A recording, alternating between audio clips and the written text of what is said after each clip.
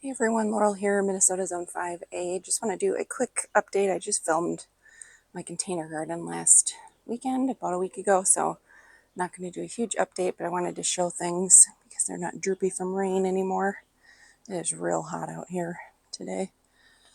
Not like some areas of the US, but hot for Minnesota. So that is the Tangerine Punch is the name of that one. I keep thinking Mandarin, but it's Tangerine Punch. The Punch Super Bells, especially from Proven Winners, I have good luck. They're pretty vigorous.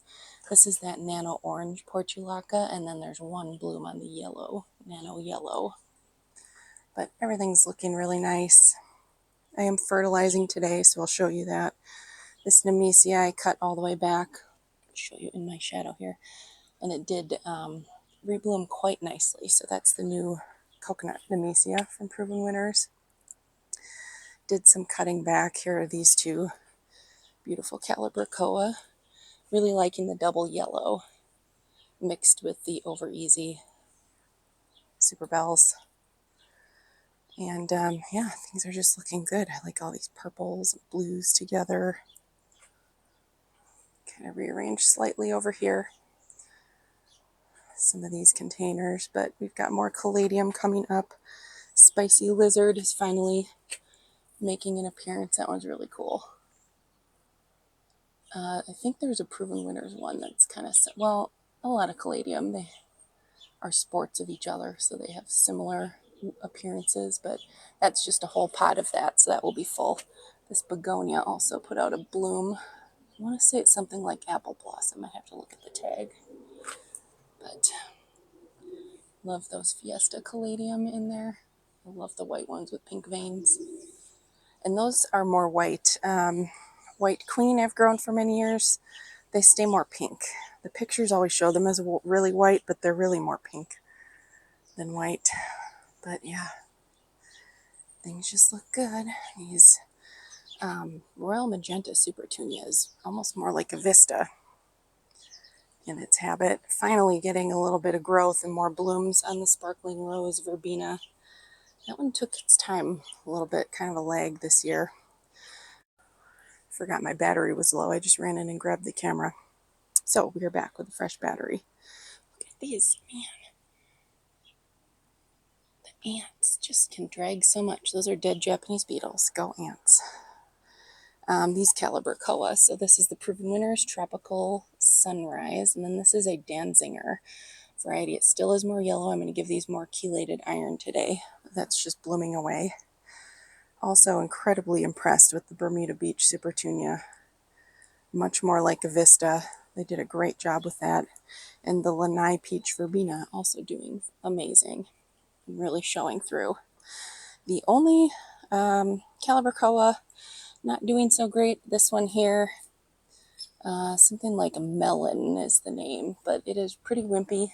Got taken over. I need to probably need to cut back this sedum a little bit, and I might replace it with something else and just try and put this in its own pot, see if it recovers. Or what I like to do, I'm buying sale annuals still, but I like to put annuals as I harvest things from the back garden, like in my grow bags, all my shallots. I like to replace them with super cheap clearance plants just to have some color. It's kind of too late to start new vegetables. Other than like lettuce, I have some cabbage starts. This is that Super Bells double. I just said it. What is it? Amber? No, not amber. That's a different one.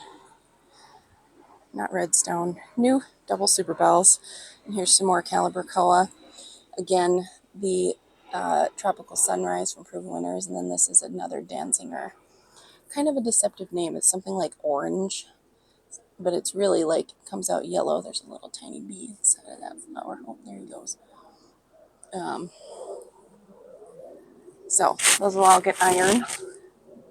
This is more better look at the habit of this Nemesia. That's the blood orange Nemesia. This is probably if you want a low maintenance container, you're not going to have to trim it, just give it water and it's not super thirsty. This combination has been great. This is the Angel Wing Senecio. Whirlwind Blue Scavola, and then Dichondra Silver Falls. All super drought tolerant, need very little attention. Scavola, unlike petunias or verbena, I find doesn't need a whole lot of trimming or deadheading. So I haven't even touched that this year other than to water it and give it fertilizer occasionally. And I kind of showed all this last video, but the verbena is still looking beautiful. Things are looking good. And then here is what I use to fertilize. So these watering cans are about a gallon or so a piece, maybe slightly more.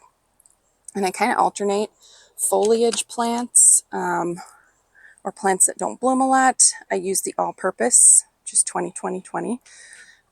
You can see I found these on clearance from Gertens last year. So that is what I bought because I was running out of the other stuff. I've bought it from all over the place. I think Fertilome makes other varieties or bigger bags. If you're local, Bachman's and Gertens both sell their own variety. Miracle Grow makes it that you can find pretty much everywhere.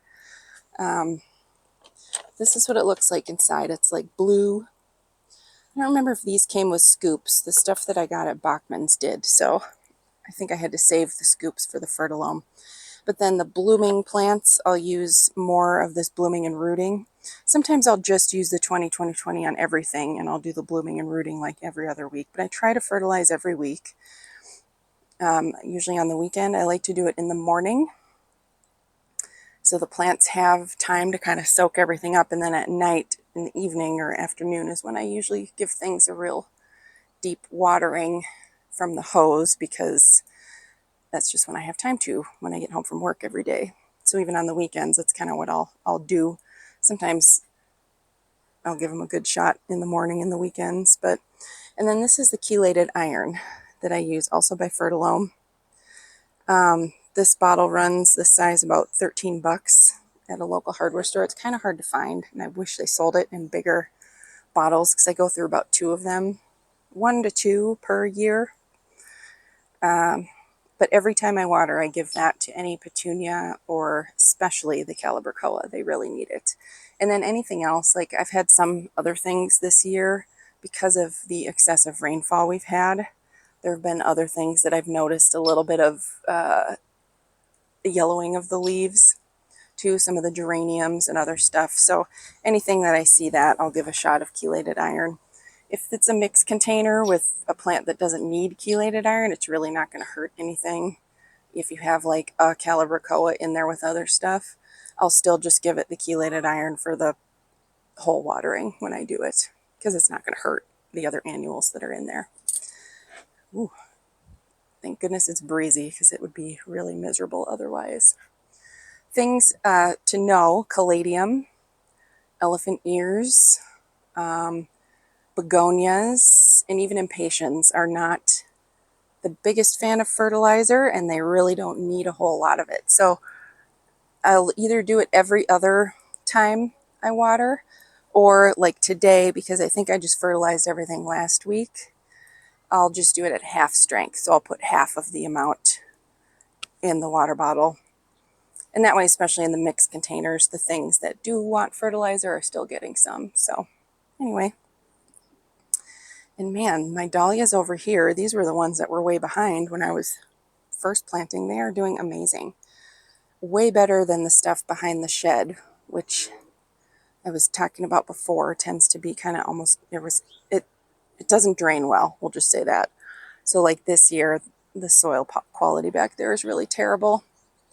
So I might have to expand this and just do my dahlias here from now on. Plus it's easy to water because it's right by the hose, and I can dump the bird bath out in there. So yeah, looking cheerful. I'm gonna get these planted soon. I did do a new container just yesterday. I had a Dichondra Silver Falls. I was gonna put it out in the hanging basket, but I can't get in there. The verbena tends to root in where its stems touch, so it's kind of crowding now. This though, it doesn't need a whole lot of root space, and it doesn't stick up real far, so you can almost crowd that into containers. And then this was a new Super Bells. I forgot to look at the name that I found on clearance, a new double variety, and then a French lavender. Oh, that smells good, just brushing it like that. That was on clearance. So I love scented things. And then I got a couple more trays.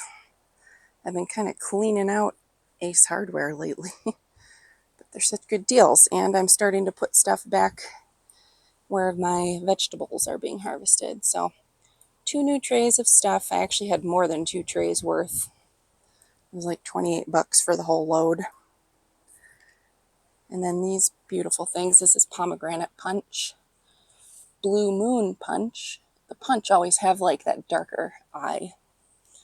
This was a Danziger. This one is doing awesome.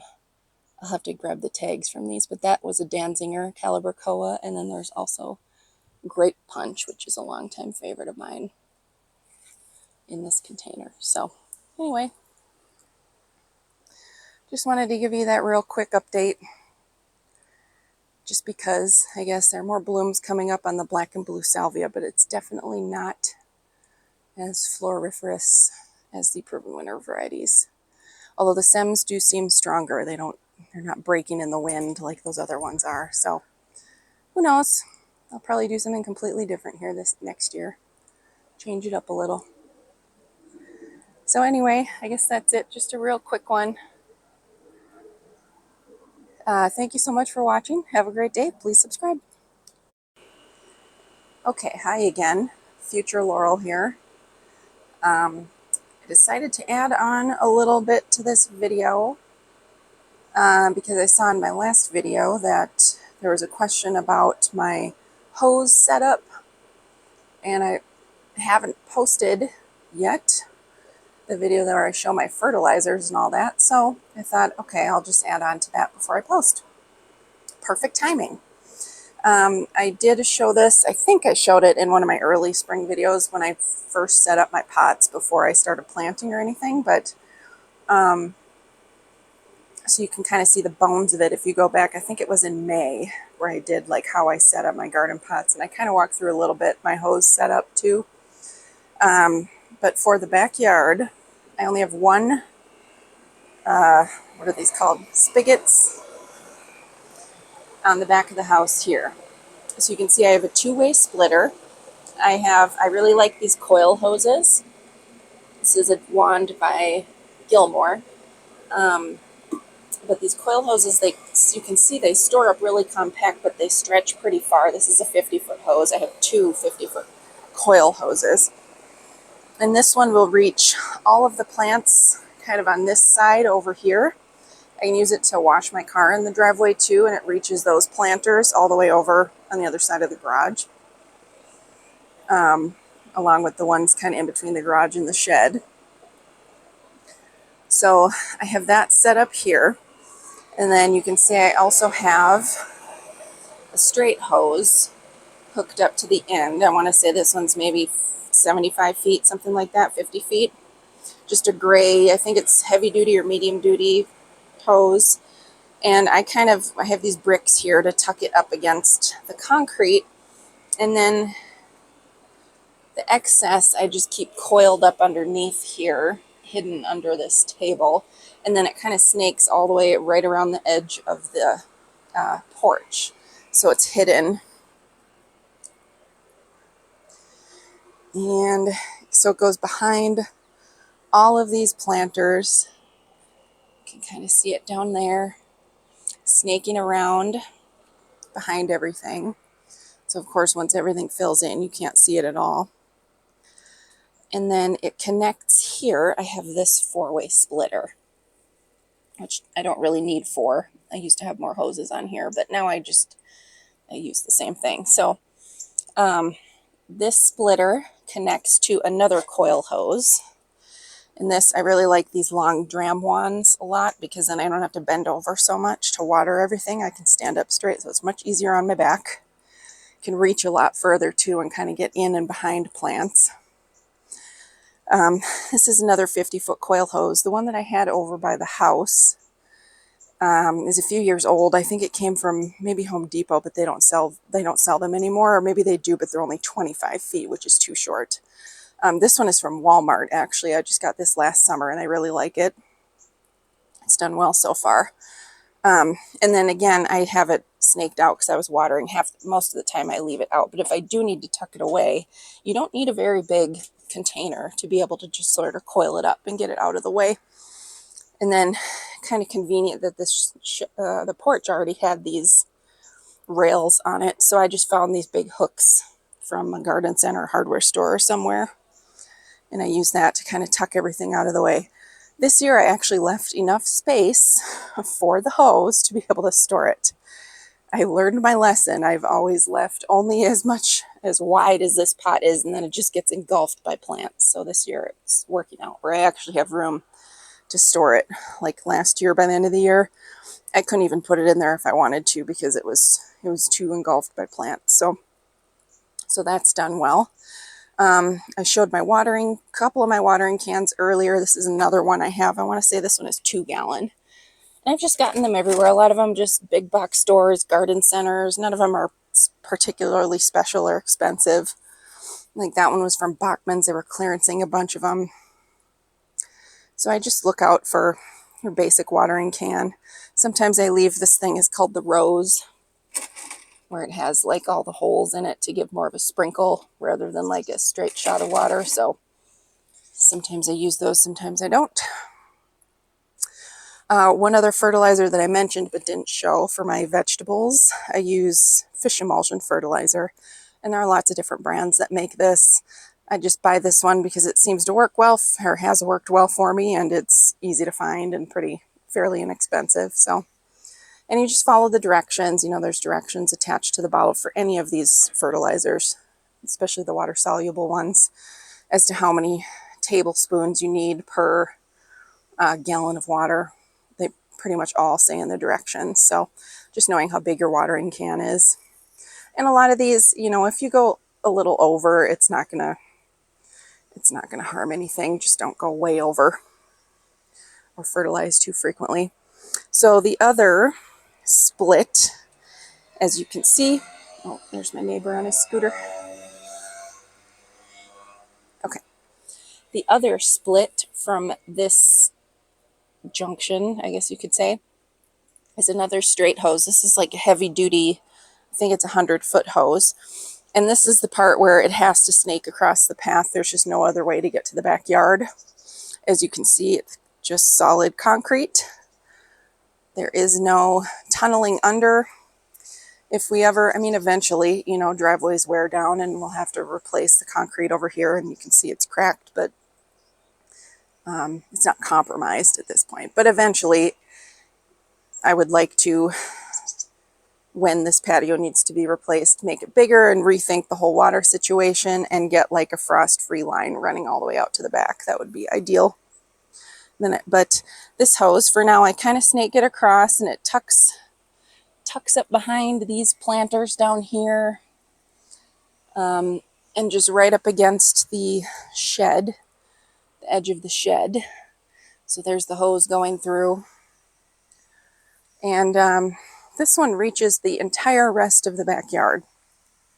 So that coil hose can reach everything on the patio and probably kind of out to those, well, it would reach out here a little ways, but with a coil hose, the more you stretch it straight, the less water pressure you have. So there's a point at which you stretch it out.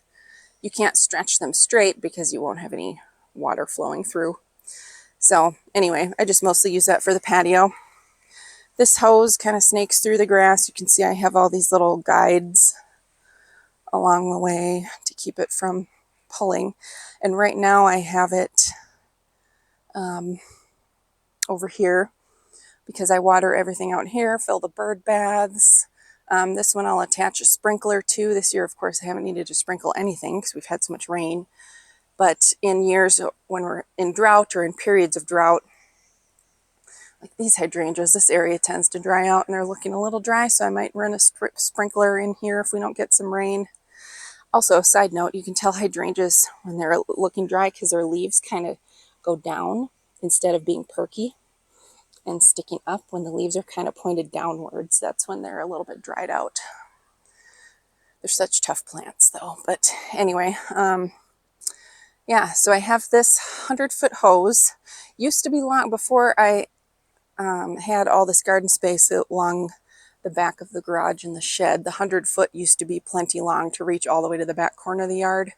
But then when I started expanding this and it kind of had to stretch around this garden, it was too short to reach the vegetable garden. So I have this 15-foot, it's 15, or is it 10? Oh, it's probably 10-foot.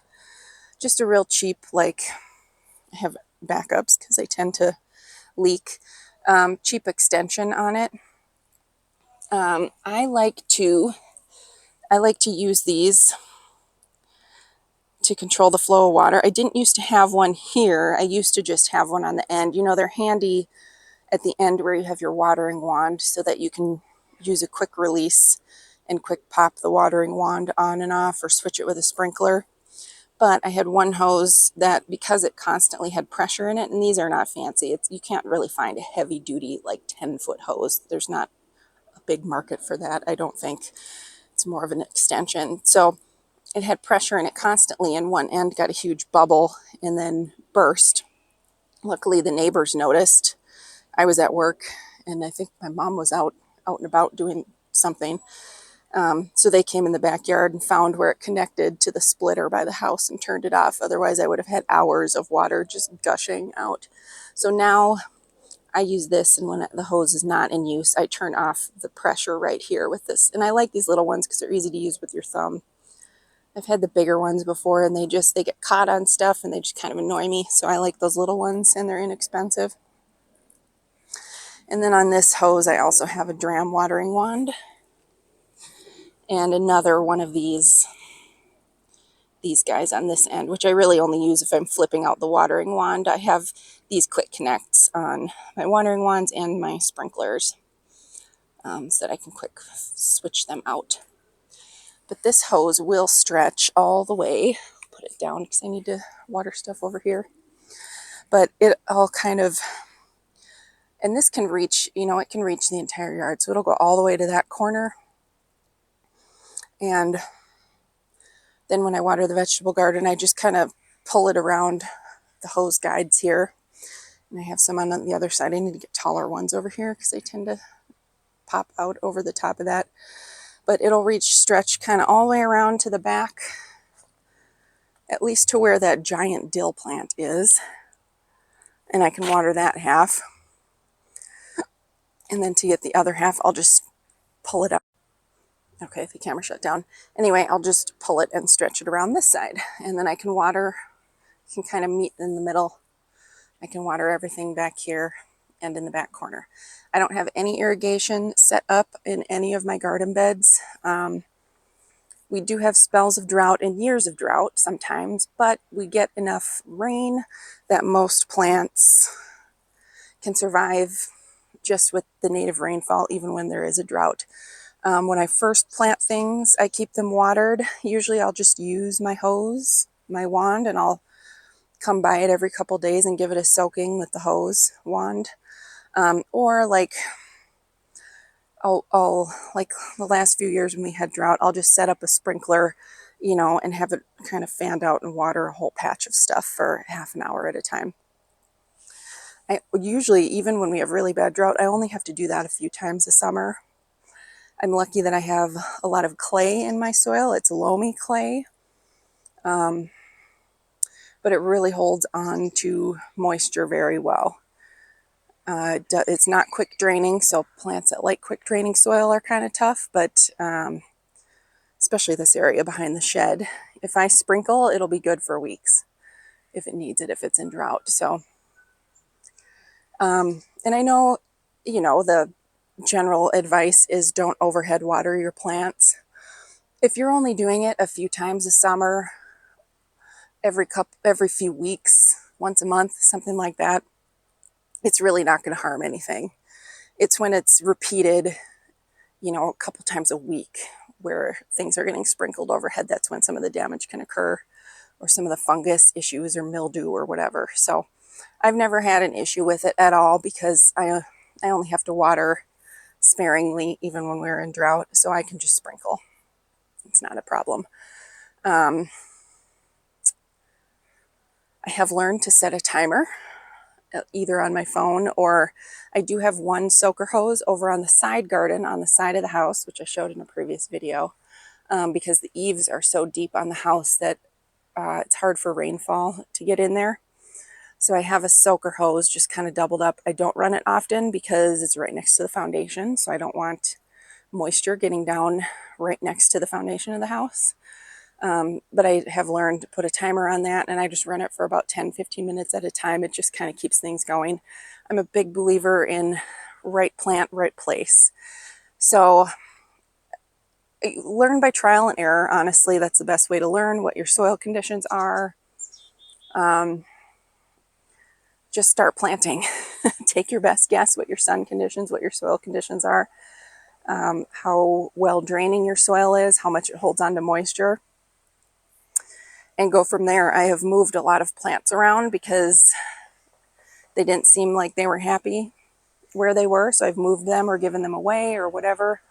Most plants too, if you do some research, you'll find out whether they're drought tolerant or if they're really thirsty. Once they're established, everything does need regular water as it is establishing before it has that solid root system to support it during drought. But yeah, I guess I've just learned a lot through trial and error and experience and move things around. Like my astilbe, I used to have a whole patch of astilbe right up here. 2 years of drought and they were like on their last leg. I had to sprinkle them constantly. They never looked good. They looked scraggly. They didn't bloom. So I thought, all right, this just isn't going to work. This isn't the right spot for these plants. So I moved them to a part of the garden that gets more water, or retains more water, rather, sort of at the downward angle of the slope. This year, of course, they're doing great because of all of our rain. So anyway, just wanted to show you that, just a quick setup. I would love to have a hose reel back here. I just don't know how it's possible because the hose has to stretch so far, like the leader hose from the source of the water. So that would be something ideal. Also, when we eventually have to redo this patio area and kind of redesign it, even attaching a hose reel like to the edge of the porch would be kind of nice. But, you know, that's future plans down the line. I did buy one for the front yard because I get so sick. You see my hose laying out every time I do a tour of that. I get so sick of reeling that up. I just haven't had a chance to install it, and I need to call before I dig because it's right next to like the electrical outlet on the house where I'm going to install it. So I need to make sure I'm not going to pound a stake into, you know, electricity, because that's no bueno. So yeah, hopefully that was informative and helpful. I've also talked about fertilizers when I plant. I didn't mention that in this video, but when I plant all of my containers, I mix in just a slow release general fertilizer. Usually the Espoma brand is one I can find for the cheapest and the biggest quantity at garden centers. So I'll use Plant Tone or Garden Tone. Those are usually the two that I find everywhere, and they're pretty inexpensive in larger quantities. I've used all kinds of stuff over the years. Osmo Coat is a good one. I've used Miracle Grow. I've used all kinds of stuff. I don't even know, Burpee. Any kind of slow release granular fertilizer that's just sort of general purpose works great for me. And then I also, probably the last 10 years, have been using worm castings. And those are a lot more widely available as well. They used to be hard to find. Now I buy them from Costco. That is the cheapest price. They have a 10-pound bag. Price just went up this year. I think they're about $12 for a 10-pound bag, but I see them at Home Depot, Lowe's, Menards, all the big box stores. So pretty easy to find too. And I'm not real precise with measurement. I just try not to overdo it because I don't want to waste it. But again, just follow the measurement on the bag. Depends on the size of the pot, but I use a good scoop of each in every pot when I plant, so that keeps things going right away. And then I start my liquid, like instant fertilizer, water-soluble fertilizer, pretty much immediately after I plant. I do that every week. And like I said in the video, I let that saturate the soil, but I don't use that and let it run all the way through. I never sit there and water until water runs through my containers. I use large containers, so I don't necessarily have to do that. But also when I use that, especially the chelated iron, because that can be pricey, it's just a waste. I don't need fertilizer on my concrete. I want it to soak into the root ball, to have enough to saturate the root ball, but I don't want excess to run out. Same with the fertilizer that's in those watering cans. So that's why generally I'll do that on the weekend. My sort of thorough watering routine is in the evening or afternoon after work.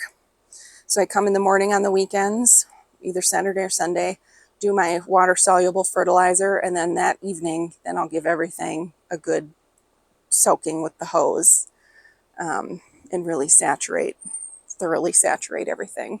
And then that'll last till the next evening. So even when plants get this big, when we have like torrential downpours, usually they're okay, although I do spot check things that are kind of under the eaves or anywhere there's an overhang or it's sheltered. I'll make sure that it doesn't need water. But when you get, a regular rainstorm and your plants are this full, check your soil. Don't assume that they got enough rain, because when things get this big, their root balls are very large and they need a lot more water. And, it's hard for the rain to get in there. Little gentle raindrops can't necessarily, unless it's like an all-day soaker, aren't going to get in there and saturate that soil the same way they will the ground out here. So I water pretty much every day unless we get real big thunderstorms or downpours, or at least I check my containers, and I always find something that didn't get a good soaking from the rain. So those are my tips. It is a lot of work, a lot of time. I said before, I don't have drip set up to any of these. I just rearranged this area a little bit as well. So maybe someday I'll figure that out, but I don't know. For now, this works fine. And I do enjoy, except when it's like 1 billion degrees and you're just out in the sun sweating your buns off, but I enjoy watering my plants. It's a chance for me to kind of check things over. I notice issues going on quickly if I'm out here watering every day, because I'm looking at the plants and getting up close and inspecting them. And it's also just kind of meditative, like I grow all this, I do all this because I love it. It's a great environment. I want to enjoy it. So watering is also just spending time in the garden. So it's not my favorite thing to do every single day, but I do enjoy it most of the time. So yeah, hopefully that helps you out a little bit. Oh, also, here's a hot tip if you're local to the Twin Cities. A couple weeks ago, Gerton's started the biggest pot sale they do until the fall, which is, the signs say for their glazed outdoor pottery, they didn't do it on their terracotta. Terracotta is 30% off, but glazed outdoor pots are all labeled as buy one, get one free. However, the open secret, which employees will tell you as well, you don't have to buy two. That's not equal or lesser value, none of that. They literally all just ring up 50% off. So it doesn't matter how many you buy, what prices they are, they're just 50% off, all outdoor pots. And there are some great deals. They obviously upprice their pottery quite a bit so that they can do sales like this. But, I was out there and I saw some gorgeous, huge pots. I mean, very large pots that full price are $120. So to get a really large 24, 36-inch pot for $60, that's a great deal. So if you are in need of pottery, head to Gerton's. I got some more smallish, medium-sized new pots, which is what I'm finding, like this size here. Something like that I have in the garage for like $10. So hunt around. There are some great deals if you need to beef up your collection a little bit. That's really how I built up my collection. I just buy a few every year, and I have been for a long time. Now I'm getting to the point where I really don't need any more, or if I buy any more, I can start giving away the ones that aren't as quality or that don't fit my space anymore. So yeah. Now I'm just rambling. Anyway, thanks again for watching and have a great day.